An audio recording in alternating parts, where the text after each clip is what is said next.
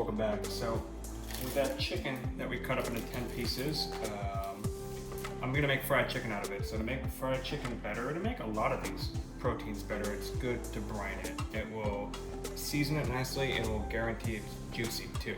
So brine is very simple. A lot of times you don't do it because it seems complicated. Salt, water, sugar. So I've got a pot here. I've just combined a quarter cup of salt to 1 quart of water. That's a 1:16 ratio. In brines, you typically talk in ratios.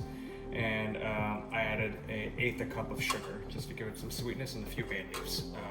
If you were seasoning it heavily with a lot of spices, I'd bring it up to a simmer, drop it down, cool it down, and then brine your chicken. You don't want to pour hot liquid over your chicken because you're going to cook it then.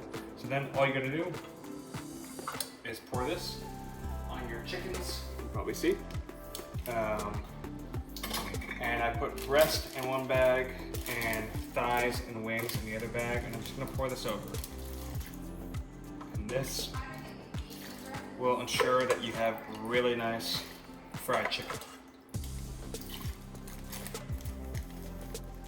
Make sure they're sealed. You don't want chicken water flying in your fridge.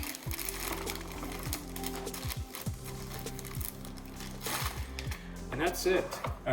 Don't brine it for more than 12 hours. Otherwise it'll start to get a little salty and affect the texture of the chicken. But 8, 10, up to 12 hours, and you're gonna end up with a superior chicken, I promise you.